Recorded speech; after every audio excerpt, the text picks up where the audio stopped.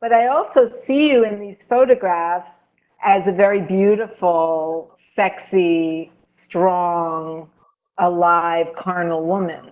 So I'm just wondering, I mean, you were a nun, then you weren't a nun, not to like, bring up sex in the 11th hour, but I'm just wondering, like you had the limitation, but yet you can see in the photographs you were so alive. I mean, do you really, limitation isn't necessarily punishment. So I was just wondering if you could speak to that. Um, Again, there is there are levels of self, and you can refer people to the video 7 years. I mean, learning to talk, where I become 7 different people, and then Pictures of them. becoming Mother Teresa and Paul McMahon and Bob Dylan. Um, Yeah, I am a work in progress, and any these words when you say sexy and erotic, and I get pumped up by that. I thank you for that, and you're the queen of that. I mean, you're the real queen of embracing the earth in that way, and of opening your arms to sensuality and sexuality and and the tantra of life. Um, and honestly, I mean, that's the direction I really, as a student, that I will mentor from you and need to go in that direction of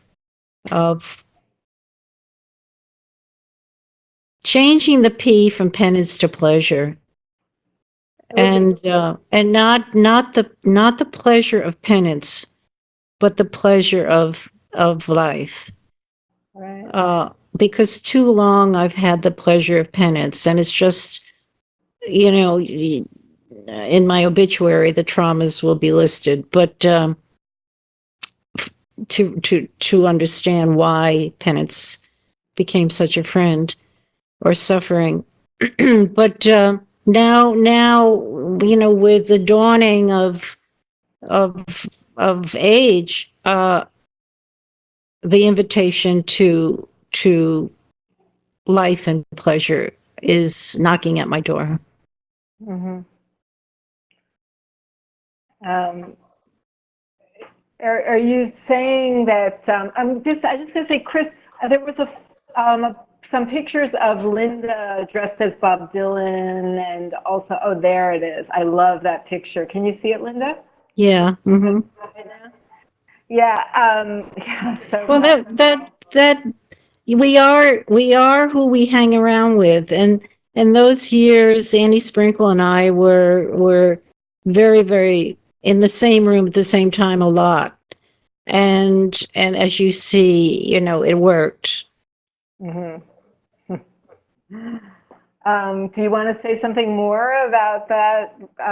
Maybe some people, not everybody might know who Annie is or how that transference, Um, you don't have to Annie, go into I detail. at during 14 years of living art, I had a school called Summer Saint Camp, and people, because I knew I would be isolated if I didn't fix it, people would come to be with me, and people came for 2 weeks at a time, and Annie Sprinkle and Veronica Vera came together, and I got to know Annie, and she evolved from sex work to um, was it not burlesque, but to stage work, to being a performance artist who now has just completed 14 weddings to nature, and is taking a 7-week cruise. It has become an activist working on water with Beth Stevens, her partner, and she did a whole series of photographs of me as different personas. My brothers both look like Bob Dylan, and so do I. Hmm. And just while we're here, I know we're a little bit off our main topic of elder, but I mean I am really interested in this, the as we're dissolving, this idea of self. what you seem to have, this flow of psyche, of gender, and I'm just wondering if that has changed over the years, or if it's something you've let go of, if you were more, interested when you were younger, I don't know if you were bisexual or how this all came about, if that dissolves as you sort of are focusing more on this open state that you've been talking about the whole show. I think something happens as we know we're going to die to women. Something happens where we either get placid and pull back or go forward and fight. And so that the anima and animus have this kind of game going on. I've seen recently a video of Asian women who practice martial arts, and they're all in their 80s and 90s, and they're punching, kicking, and kiaing. And that whole thing where the elder, the hag, starts saying funny things out of context, and things kind of come out without editing, and a kind of anger is possibly never seen before and is rising, and it's very fascinating, changing from being noticed as a sensual, sexual woman to be not noticed, and then compensating by being this sometimes not surprising oneself with one's hagness. I find myself surprising myself. Yeah. What comes out of my mouth.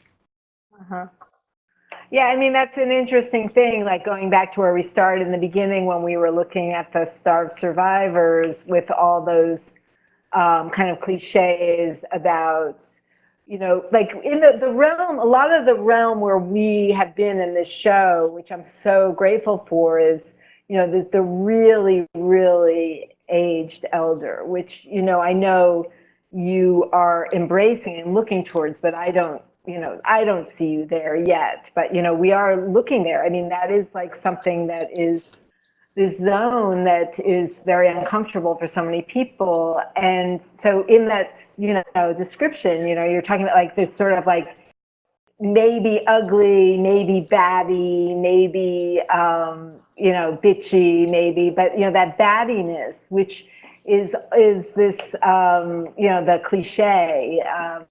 But, it's really like when I was talking of my dad, like in the zone, like we have no idea, like where is that coming from? Like, can you feel where that's coming from when you start to, have those moments like out of the blue? Is it just like that you zone out, or is it something speaking through you, or, you're so familiar with the meditative space. I'm just curious how that represents for you. All I kept seeing when you were talking is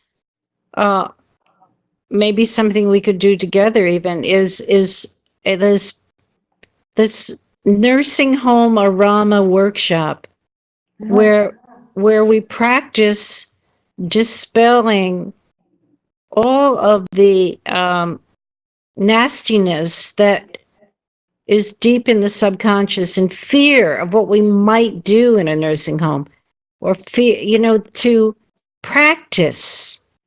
I mean, art is about sometimes practicing, preparing, and just like the Tibetan Book of the Dead, the preparing powa and preparing to die.